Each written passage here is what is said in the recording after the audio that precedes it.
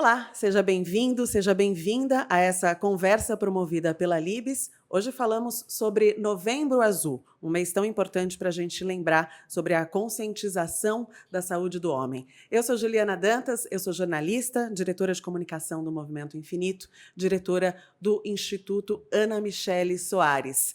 Comigo hoje, a enfermeira Verônica Torel de Moura. Seja bem-vinda. Quem é você? Eu sou enfermeira, oncologista, sou coordenadora de ensino do Hospital BP, em São Paulo. Que mais? Eu fui fundadora e presidente da Sociedade Brasileira de Enfermagem Oncológica e Oncohematológica e cuido de pacientes. Cleiton Mariano é comerciante, Isso. paciente. Quem é você, além do seu diagnóstico? Eu acho que eu sou uma pessoa que passei por um câncer e hoje estou aqui para me contar minha história, né? Um pouco da minha história, mas que, inclusive, uma delas que me ajudou na BP, e é muito importante. Acho que hoje estar aqui com vocês e poder falar alguma coisa sobre isso. Muito bacana que você esteja aqui, que possa compartilhar a sua história, os momentos da sua jornada. Já já a gente vai saber mais sobre isso para inspirar outras pessoas também. Queria começar contigo, porque a enfermagem é essencialmente a profissão do cuidado, né? Do cuidar. É a categoria que está ali 24 horas acompanhando pacientes em clínicas e hospitais. E aí eu queria saber como é que é a sua relação com os pacientes, como é que você orienta sobre a preparação para os exames importantes do homem, falando especificamente de câncer de próstata, o PSA, o exame de toque. Como é que é essa lida sua? Quais são as principais dúvidas? Então, Ju, é bem bacana isso que você falou, né? Enfermeiro é aquele profissional que está na linha de frente, né? Aquele que tem contato com o paciente desde o diagnóstico, né?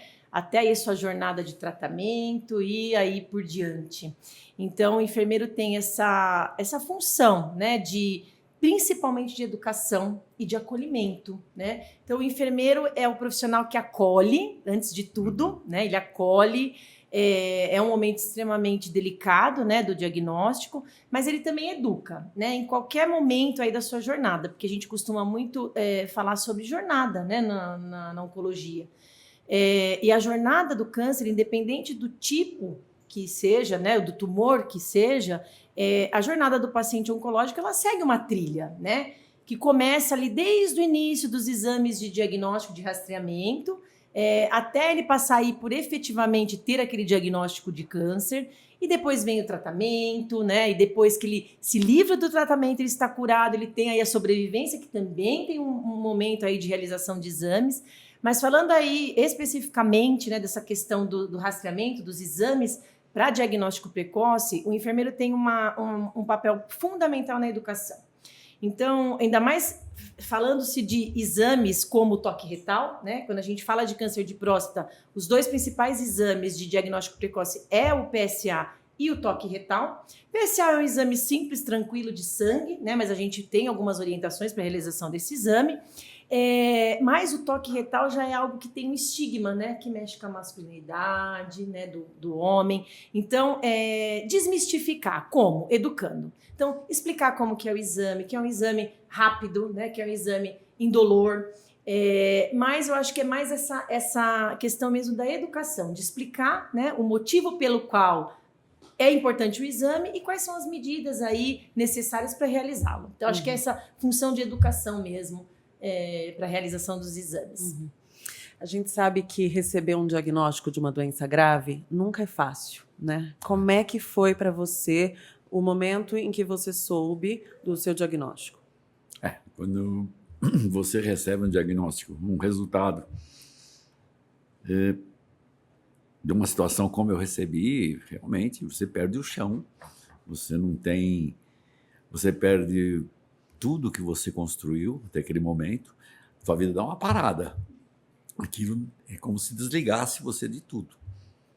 Se te perguntasse no mesmo momento qual o nome da sua esposa, qual o nome da sua mãe, acho que não daria para lembrar, porque é uma coisa que te dá, a tua confusão mental é total na hora. Você perde literalmente o chão. Eu, como eu citei, que nós não podemos... Quando você chega em casa com uma notícia dessa, não sabe para quem falar e como falar para a família, né? Você estava sozinho no momento do diagnóstico? Estava sozinho. Depois, meu filho, que inclusive acho que é colega de trabalho, ele é um oncologista, então ele me facilitou um pouco a minha vida nessa informação que eu tinha que trazer para casa, sabe? Essa bagagem. Então, eu vim com a malinha, você tinha que abrir, ele que abriu e, enfim, me ajudou muito. Mas realmente é difícil. É uma hora que você tem vontade de se esconder debaixo da cama e colocar um lençol na cabeça ainda, porque ninguém, sabe, se olhar para baixo da cama não te achar um pedaço de pano. Então, realmente você fica sem qualquer sentido o porquê existir. E como eu citei pelo fato, como é que você vai chegar em casa, por exemplo, você tem um aniversário no dia seguinte ou aquela semana e falar, eu vou até um shopping comprar alguma coisa. Para quê? Eu tive um diagnóstico de câncer. Não tem sentido trocar o pneu do carro, não tem sentido fazer mais nada, sabe? Estou pouco me importando se uma roupa está passada ou se vai ter o almoço ou vai ter a janta. Estou com um diagnóstico de câncer, então é realmente terrível. Se fosse você perguntar, estou falando em relação a mim, mas eu acredito que a maioria deve passar até por situação pior, porque eu tive um apoio muito grande da minha família. Imagina quem não tenha, talvez seja bem pior, ou sei lá, o quanto pode prejudicar até na tentativa de um tratamento, que eu até era início, né? Exato. Mas até ali eu acreditava que nada era verdade. Entendi. Embora... Demora um tempo para cair a ficha. Demora, mas a hora que você tem realmente o resultado da biópsia, o médico fala, você tem o câncer, aí é realmente um problema. Não é que a sua próstata está doente, você está doente, entendeu? Exatamente.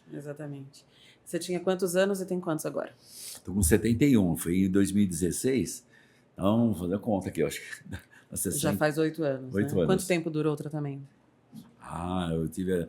O ano passado eu fiz ainda 35 sessões de radioterapia para concluir um fato até que foi citado a respeito que pode existir algum resquício do câncer e ainda não permitiu uma alta. Então, esse resquício foi tratado com essa radioterapia e aí praticamente hoje você está curado. Mas eu acho que realmente, como foi citado, eu acho que você não tem cura do câncer, assim, você se trata, né?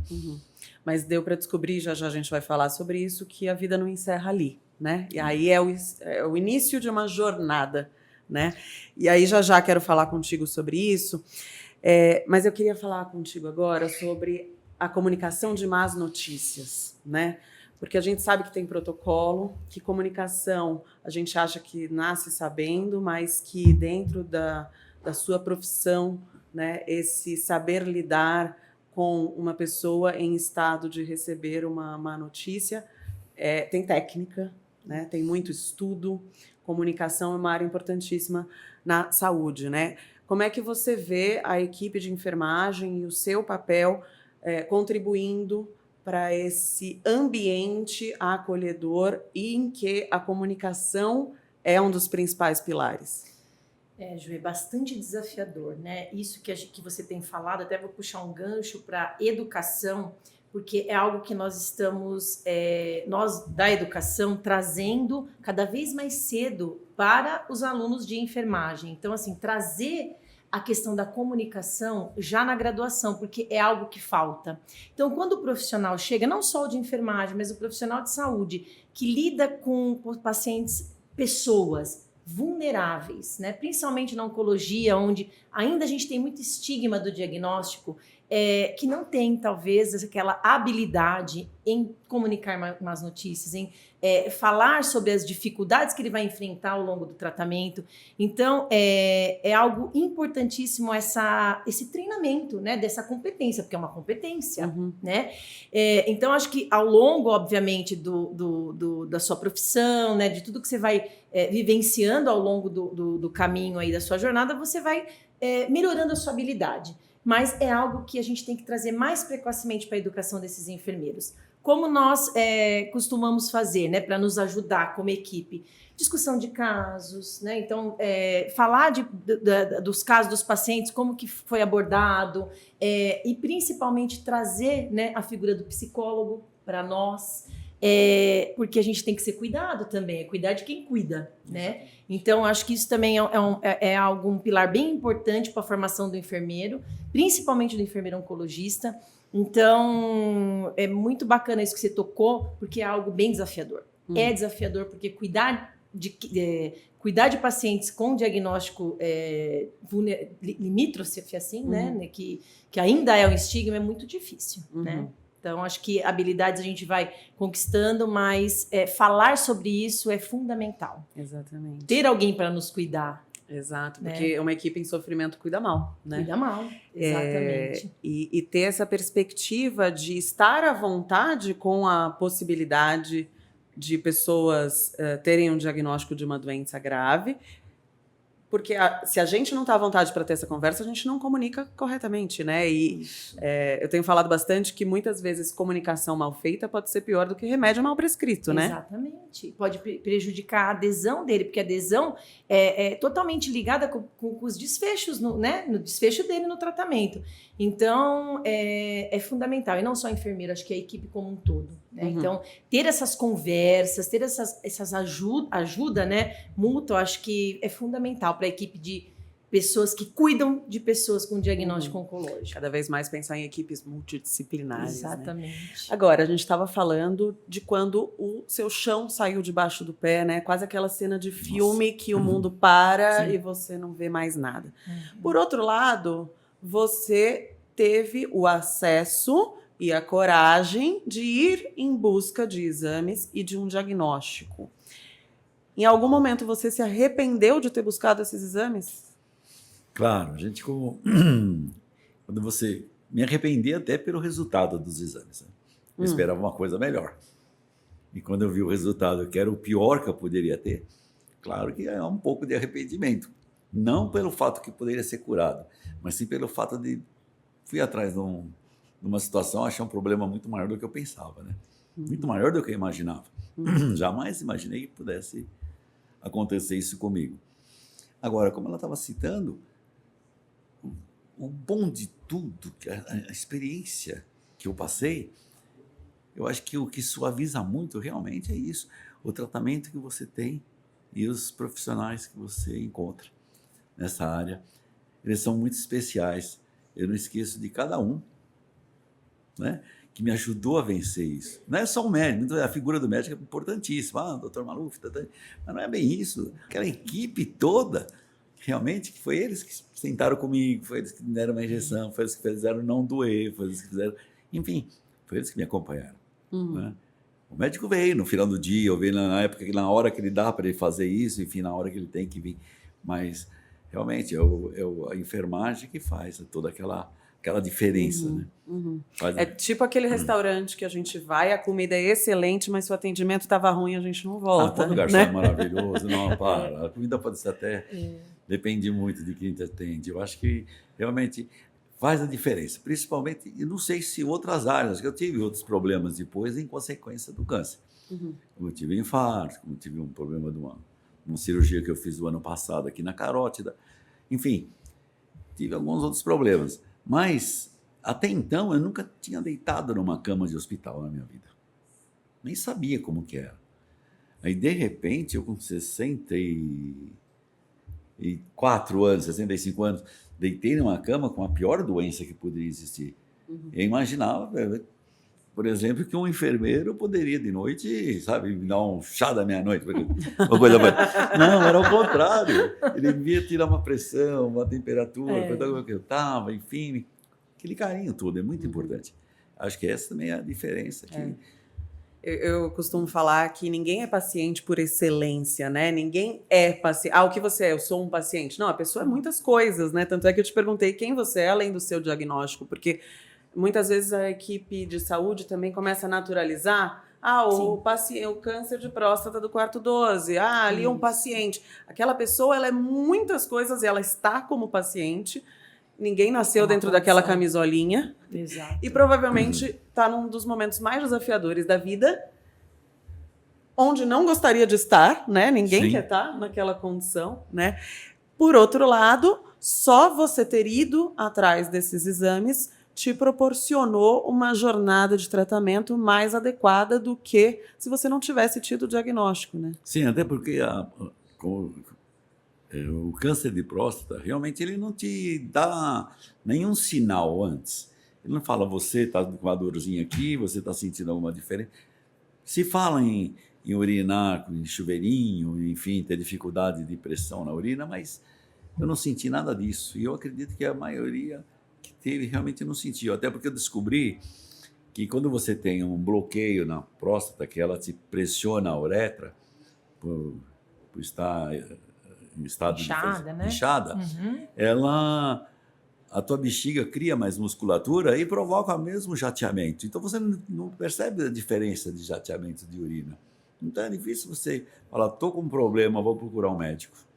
A gente tem um quadro de sintomas, mas que não se aplica para todo mundo. Cada pessoa é uma, cada fase da doença é uma. É isso mesmo. Alguém te incentivou a fazer esses exames ou você foi por conta própria, sozinho, com as próprias pernas? Eu tenho um filho oncologista, então ele me cobrava constantemente. Tanto é que eu empurrei o quanto eu podia até, inclusive, virei o ano. E foi no início do ano. Eu empurrei, inclusive, até depois do carnaval. Fevereiro, quando acabou o carnaval, agora eu vou fazer esse exame. O PSA. E no PSA constatou, depois fiz realmente a contraprova e depois tive que fazer os demais exames. Esse não é questão de incentivo, ele me colocou numa situação, pai, o teu resultado tem que fazer. Não tem jeito, né? Você vai. Ou vai. Não é uma situação muito difícil para mim, mas eu acho que eu poderia, como eu já citei, eu poderia ter aproveitado esses diversos novembros azuis que já passaram na minha vida e ter ido fazer. Muitas vezes cobraram na TV, no jornal, numa revista. No rádio. Não, fazer o quê? Qual homem que fala, segunda-feira eu vou levantar cedo, eu vou lá para o médico fazer um exame de toque retal? Nenhum fala isso. A gente também não gosta de fazer mamografia, tá? Mas a gente faz. Mas a mulher se cuida. Exatamente. O homem só tem uma situação para ele procurar. É a próstata. Mais nada. A mulher tem os seios, a mulher tem o útero, a mulher tem... Enfim, sim. Uma série de... O homem só tem isso, ele não procura, ele não vai. Ele não vai se reunir dois anos, não. Meu amigo, então semana que vem eu vou com meu amigo no médico. Ninguém vai. O homem realmente é desleixado, ele não procura, né? Ele deveria dar mais atenção para isso, até pelo fato de que ele tem uma família, né? E para ele próprio, né? E se ele soubesse, que eu até não citei, mas você sabe que um grande risco, que foi me dito, o grande risco de uma cirurgia de um câncer de próstata é a impotência. Radical. Porque você vai perder as nervaturas numa cirurgia e não vai ter mais nem como usar uma prótese. Porque perdeu a nervatura. Tanto é que uma das primeiras perguntas que o médico te faz depois de uns 3, 4 dias, ele te dá algum medicamento para você reagir e pergunta, como é que você está? Vamos ver se a nervatura está funcionando direitinho. Que aí você... E o homem com esse estigma, o grande medo do homem é falar, não, eu deixei de ser homem porque tenho uma impotência.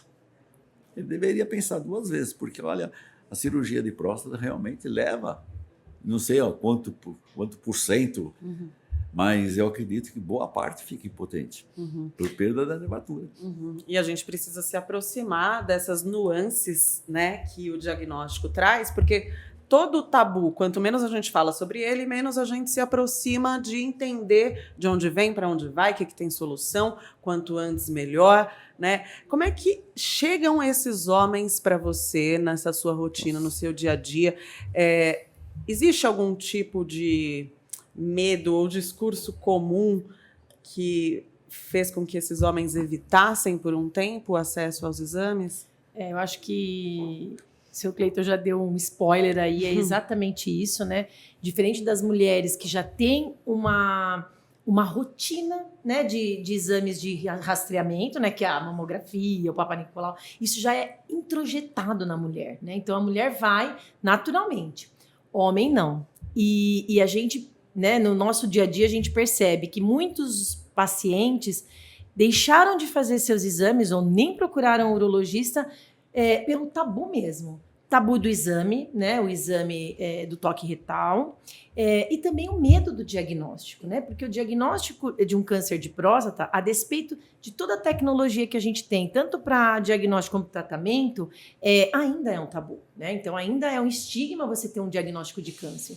Bom, se eu tiver um câncer de próstata, eu não vou ter mais a minha masculinidade, eu vou deixar de prover a minha família, né? Então, questões culturais. Então, acho que a grande maioria dos pacientes trazem essa questão mesmo, a questão da parte de masculinidade, e a gente também, isso também reflete, muitas vezes, Ju, no tratamento, viu?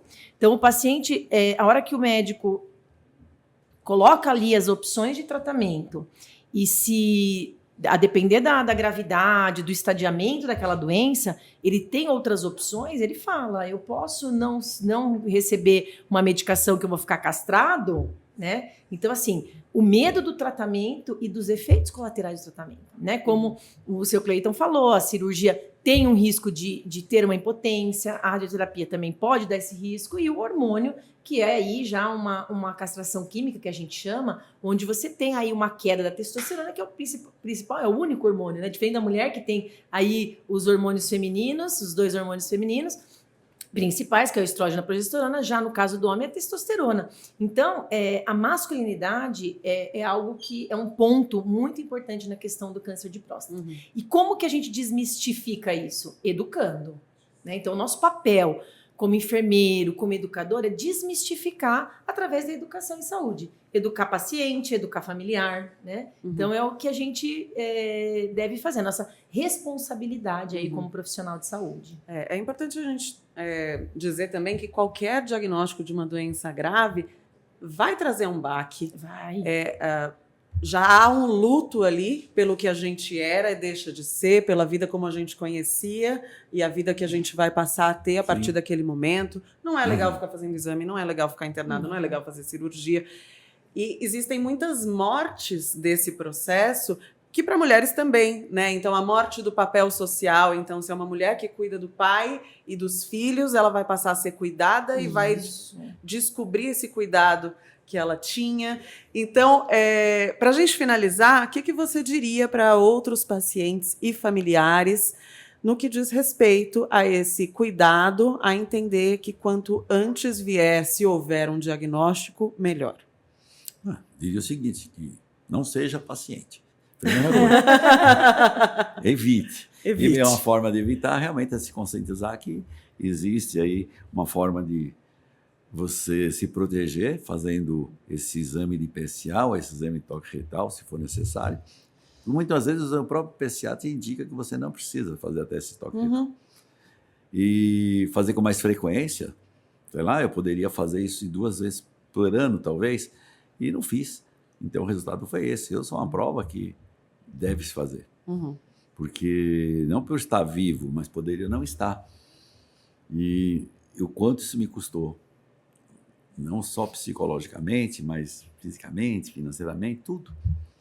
Então, eu acho que esse momento de se colocar que existe um mês que te indica para você buscar, te facilita.